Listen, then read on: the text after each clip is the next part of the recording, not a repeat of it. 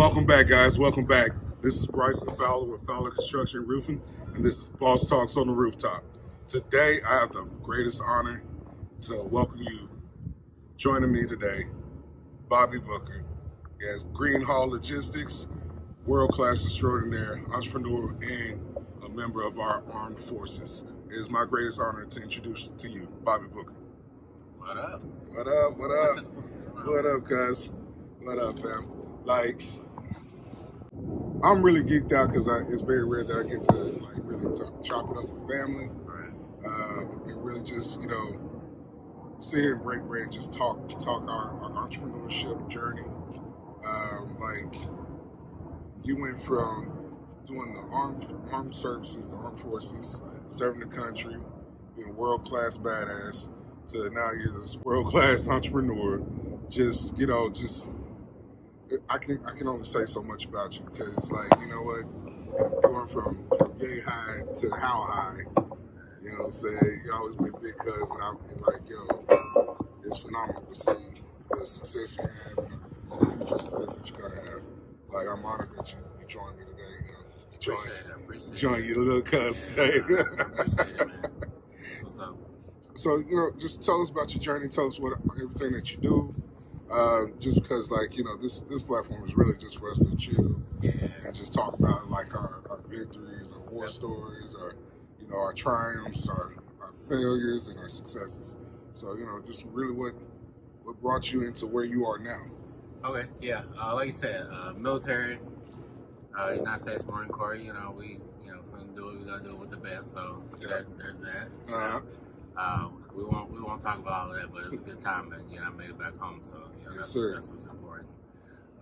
But the business side, we're at 5 companies now. 3 of them we won't talk about because we're doing some M&A stuff right now, some merger and acquisition stuff. We won't talk about them specifically. We can talk about the industry though. Right. So that being the security industry, the firearms training industry, like I said, logistics company, Green Hall Logistics. Then we have the nonprofit, and I have a parent company over all of them. Just because, for tax purposes, it's best. Get smart on the taxes. Right. Because I'll get you every time. Always. So 5 companies total. Like I said, those industries span, kind of a lot of places. Looking at doing some other things right now, but that's the nature of it. Right, so start how I got to my first company, or why I got in the business, period. When I came out of the military, I went to Wall Street.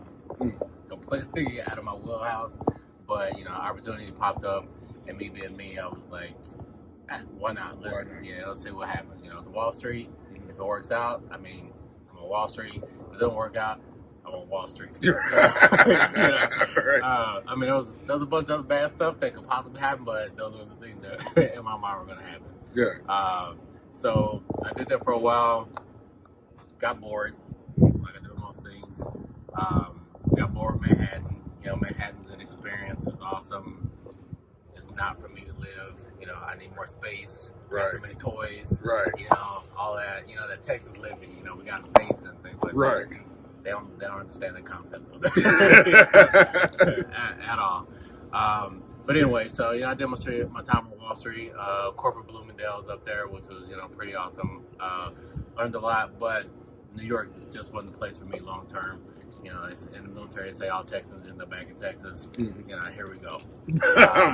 Back here. Right. But essentially, we talk about losses. Everyone just sees the wins. I came back to Texas, and finding a job essentially with, my qualifications, my background was, frightening to large employers.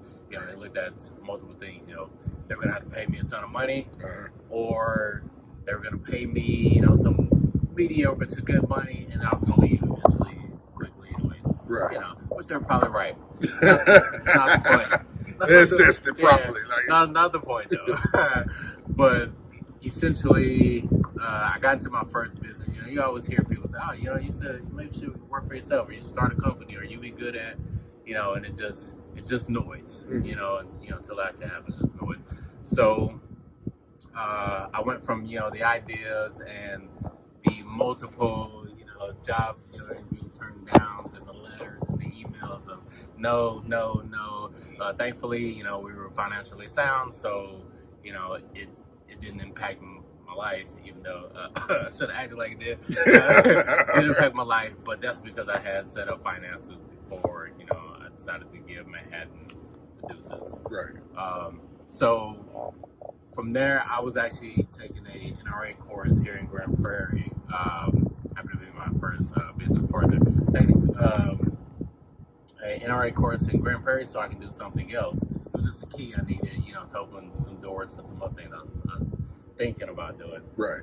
The owner of that company, black guy, he says to me, you know, he's like, hey, you know, I've kind of been watching you a few days because it's a 2-day course. Because I've kind of been watching you a few days, and, you know, I kind of like your aura, you know, how you handle yourself, blah, blah, blah. Have you ever thought about, you know, starting your own security company and, you know, having your own business, you know, everything that comes along with that? My answer to that was, Yeah. You know what I'm saying? Another one. So, you know, kind of know him, you know, kind of blew him off, but he's pretty persistent. So the very next day, next 2 days actually, he came on, he approached me, you know, on the side and brought it back up again. You know, he's pushing it hard, you know, to be an entrepreneur. And for me, you know, I've learned through life, you know, God tells me things twice, the third time I usually get in trouble somehow. We're gonna talk about how I realized that. So listen, man. Right. So that time, you know, I gave it a just due, you know, did a due diligence. You know, we sat down, we had an in-depth conversation about what that really meant. You know, starting your own company. It sounds easy in concept, but you know, the reality of making it happen is, you know, worlds apart from the way it sounds. Sounds great. Yeah.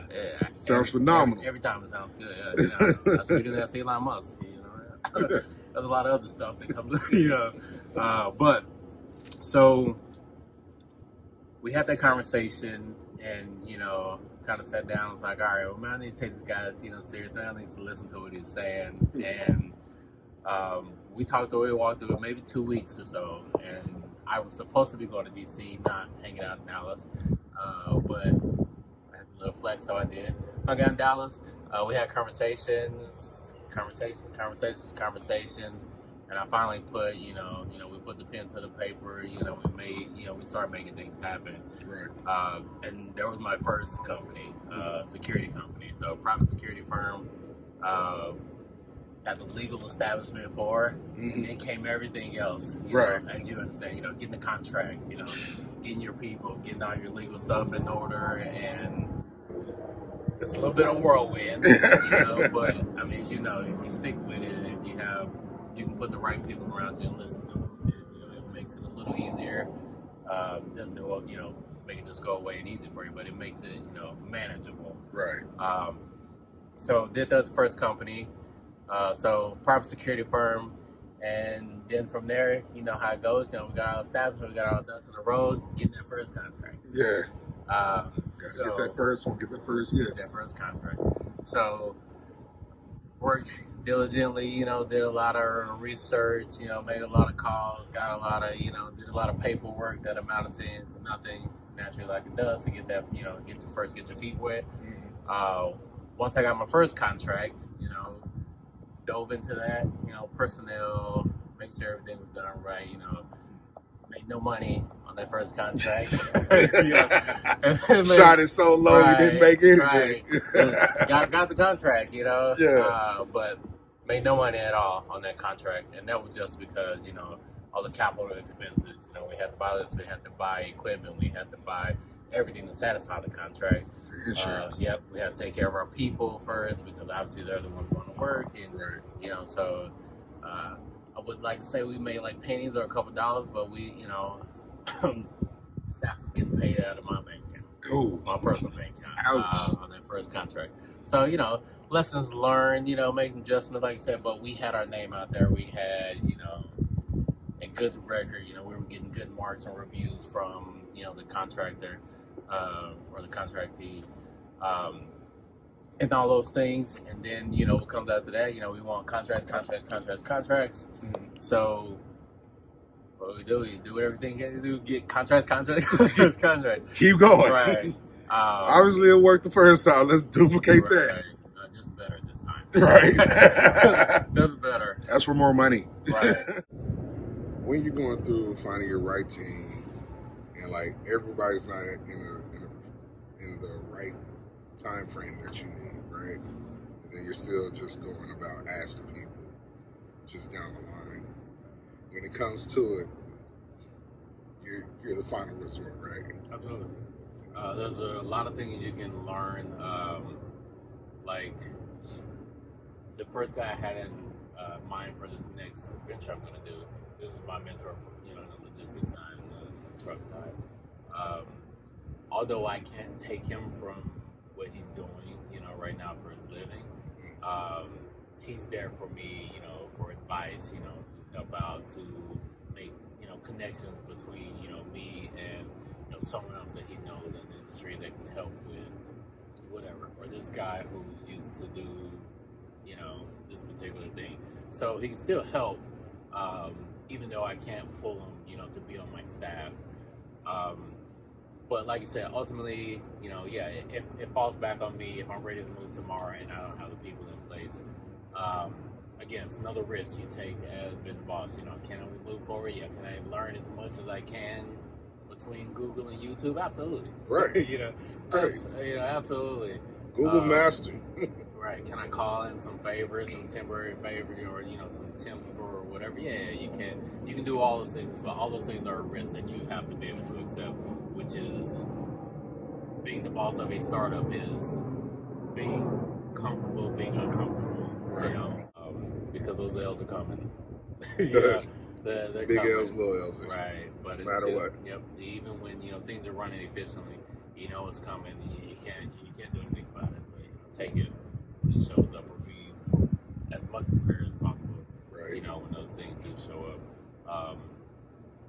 Because you're gonna have to take a risk regardless. You'll see all the failures, all the missteps, all of the long nights, long days, the fights, the frustration, the tears at times before I got to this point. Right. You see the glamour and all this other stuff that just want. Right. I get it, but there's so much more to so much more to get to that point.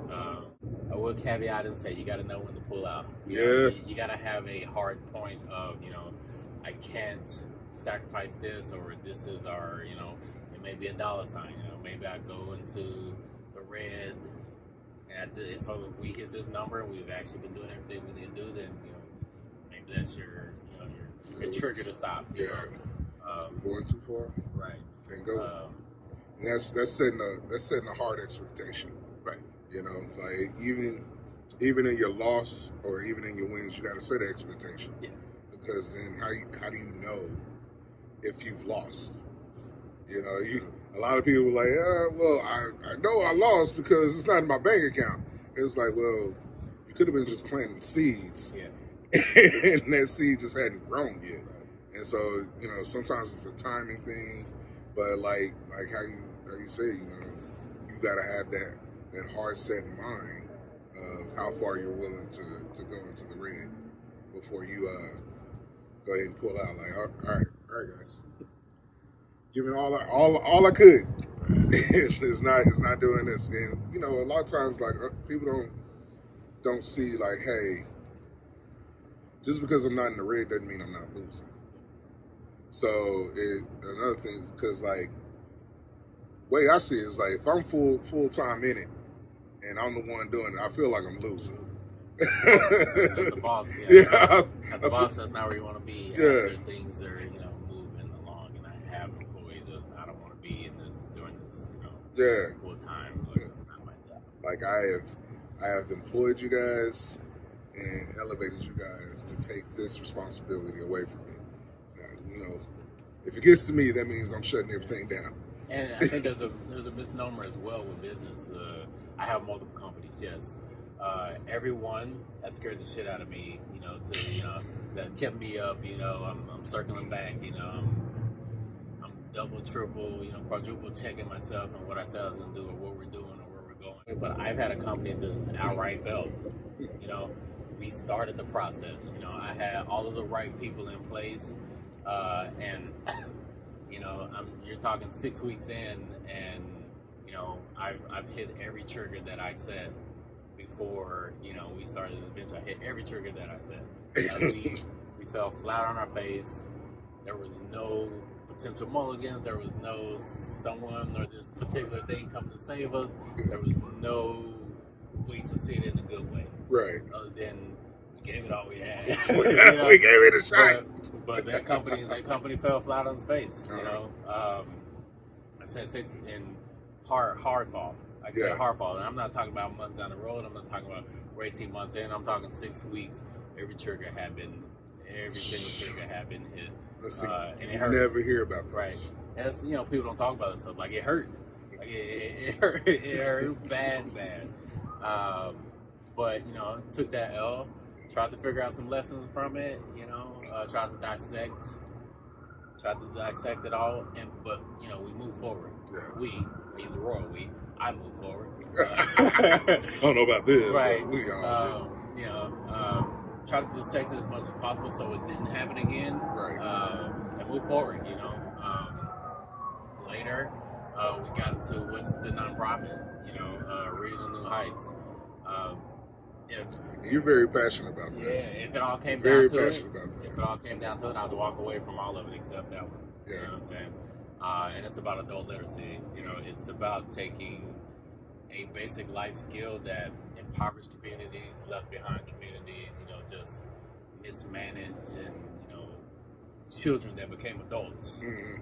You know, it's different. You know, you turn 18 and you can't read. Vices when when you're in grade school, you can't read. Right. There's millions, billions of dollars given to children every year.